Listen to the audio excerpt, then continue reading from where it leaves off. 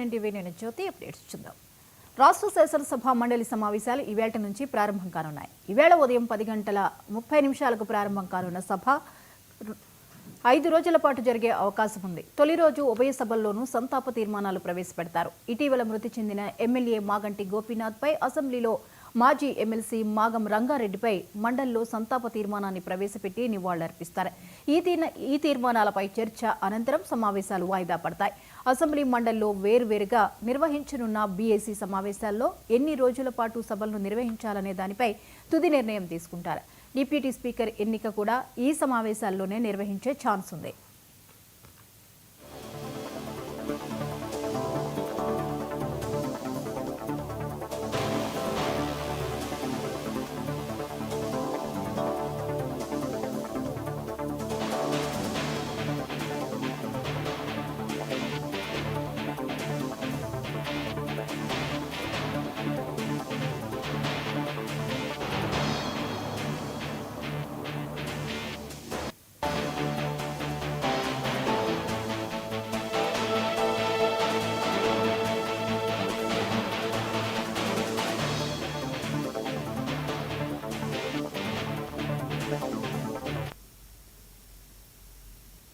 Assembly సమావేశం తొలి రోజు వాయిదా అనంతరం ఇక్కడే కమిటీ హాల్లో మధ్యాహ్నం 1 గంటకు ముఖ్యమంత్రి రేవంత్ రెడ్డి అధ్యక్షతన రాష్ట్ర మంత్రివర్గం సమావేశం కానుంది. ఇందులో ప్రధానంగా గత ప్రభుత్వం స్థానిక సంస్థల్లో రిజర్వేషన్ల పరిమితిని 50% మించకుండా బిల్లు తీసుకురావడంతో ఆ బిల్లును సవరిస్తూ కేబినెట్ తీర్మానం చేయనున్నట్లు తెలుస్తోంది.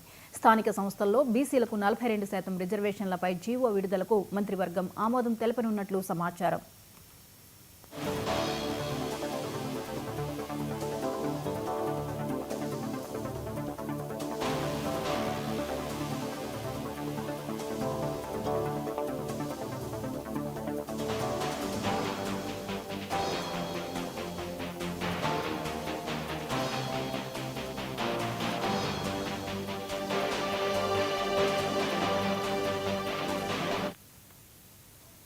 దీంతో పాటు రాష్ట్రంలో వర్షాలు, వరదల ప్రభావంతో నష్టపోయిన రైతులను ఆదుకోవడంపైన మంత్రివర్గం చర్చించి కీలక నిర్ణయాలు తీసుకునే అవకాశం ఉంది.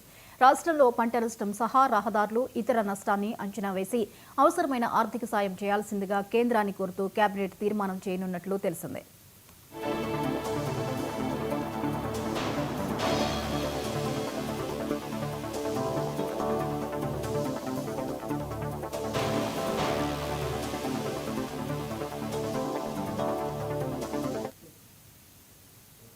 ఈ అంశంపై మరిన్ని అప్డేట్స్ ని చీఫ్ రిపోర్టర్ శ్రీనివాస్ లైవ్ లో అందిస్తారు. శ్రీనివాస్, అసెంబ్లీ సమావేశాలకు సంబంధించిన అప్డేట్స్ ఏంటి? ప్రధానంగా అసెంబ్లీ సమావేశాలు ఉదయం కాసేపట్లో 10:30 ప్రారంభం కాబోతుంది. ప్రధానంగా ఇటీవల మృతి చెందినటువంటి శాసనసభ సభ్యులు, శాసన మండలి సభ్యులకు సంతాప తీర్మానం ఉంటుంది ముందు.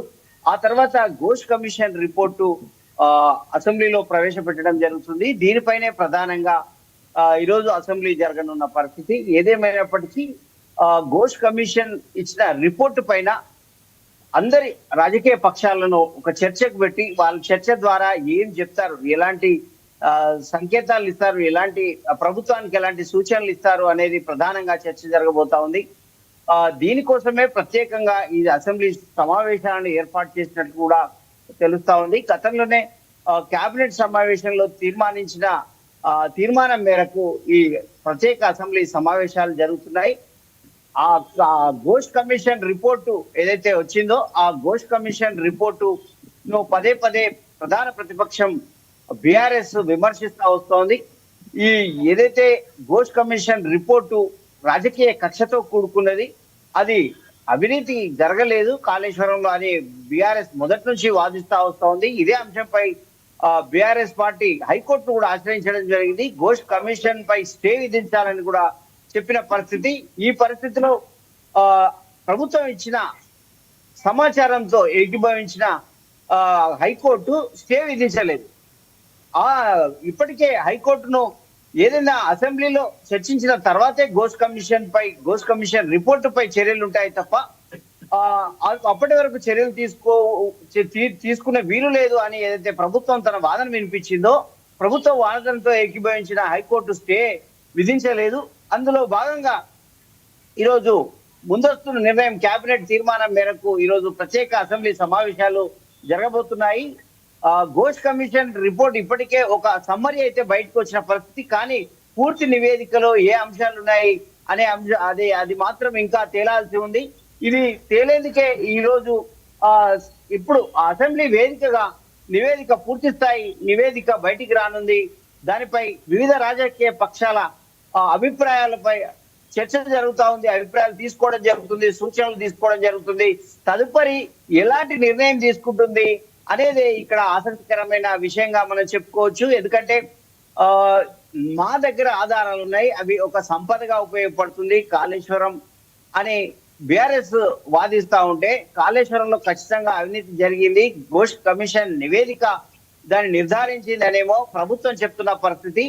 ఈ నేపథ్యంలో అసెంబ్లీలో ఎలాంటి చర్చ జరుగుతుంది, ఇతర పార్టీల నుంచి ఇటు బీజేపీ కావచ్చు, ఎంఐఎం కావచ్చు, అలాగే వామపక్ష సభ్యుల నుంచి కావచ్చు ఎలాంటి సమాచారం వస్తుంది, ఎలాంటి అభిప్రాయాలు వస్తాయి, వారు ఏ విధంగా స్పందిస్తారు అనేది వేచి చూడాల్సిందే. ఇప్పటికే ఘోష్ కమిషన్ రిపోర్టుతో పరిమితం కాకుండా దీన్ని సిబిఐ విచారణకి ఇవ్వాలని బీజేపీ వాదిస్తున్న పరిస్థితి, పదే పదే డిమాండ్ చేస్తున్న పరిస్థితి. గతంలో పిసిసి అధ్యక్షులుగా ఉన్నప్పుడు సీఎం రేవంత్ రెడ్డి ఈ రకమైన డిమాండ్ చేశారు. ఇప్పుడు ఎందుకు తప్పించుకుంటున్నారు, ఇది ఈ రెండు పార్టీల మధ్య ఏదైనా అవగాహన ఉందా అని కూడా పదే పదే ప్రశ్నిస్తున్న పరిస్థితి. ఈ నేపథ్యంలో జరుగుతున్న శాసనసభ ప్రత్యేక సమావేశాలు ఏం నిర్ణయం తీసుకుంటాయి, ఏం సంకేతం ఇస్తాయి ఇటు రాష్ట్ర ప్రజలకు కావచ్చు, అటు రాజకీయ పక్షాలకు కావచ్చు.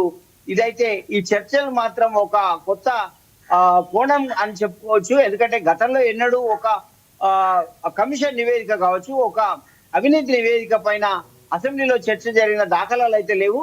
తెలంగాణ ఏర్పడిన తర్వాత అయితే అసలు ఆ సందర్భమే ఏర్పడిన పరిస్థితి లేదు. ఇది తెలంగాణ చరిత్రలోనే ఒక ప్రత్యేక అంశంగా మనం చూడొచ్చు. ఇందులో భాగంగా ఇటు మిగతా రాజకీయ పక్షాలు ఎలా స్పందిస్తాయి, దానికి వీటన్నిటి తర్వాత 5 రోజుల పాటు జరగనున్న ఈ అసెంబ్లీ సమావేశాల్లో ఖచ్చితంగా ఇటు బీఆర్ఎస్ అటు అధికార పక్షం కాంగ్రెస్ మధ్య అయితే ఖచ్చితంగా వాడివేడి వాదనలు ఉంటాయి. ఎందుకంటే ఇది ఒక రాజకీయంగా ప్రతిష్టాత్మక అంశంగా మారిన పరిస్థితి. గతంలో కాళేశ్వరాన్ని ప్రపంచంలో ఒక అద్భుతంగా అప్పుడు అధికారంలో ఉన్నప్పుడు బీఆర్ఎస్ పార్టీ ప్రచారం చేస్తున్న పరిస్థితి, ఏకంగా ఒక అంతర్జాతీయ టీవీ ఛానల్లోనే దీన్ని ఆ విధంగా ప్రచారం చేసుకున్న పరిస్థితి అదంతా మనం చూసాం.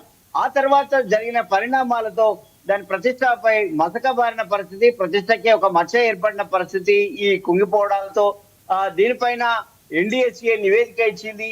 అలాగే ఇప్పుడు ఘోష్ కమిషన్ నివేదిక వచ్చింది. ఈ వాటి ఎన్డీఎస్ఏ నివేదిక ఆధారంగా ఘోష్ కమిషన్ కూడా ఆ కోణంలో కూడా విచారించిన పరిస్థితి. మొత్తం మీద చూసుకున్నట్లయితే ఎన్డీఎస్ఏ నివేదిక వచ్చాక చర్యలు తీసుకుంటారని భావించారు. ప్రభుత్వం ఏమైనా స్పందిస్తుందేమని, కానీ ఈ ఘోష్ కమిషన్ నివేదిక రావాలని ప్రభుత్వం పదే పదే చెప్తా వస్తుంది. ఈ రోజు ఆ నివేదిక కూడా వచ్చింది.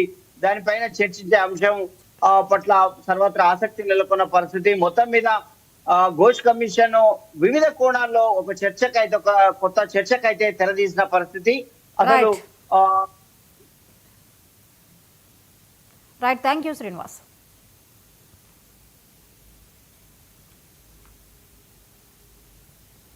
నెల్లూరు రూరల్ ఎమ్మెల్యే కోటమిరెడ్డి హత్య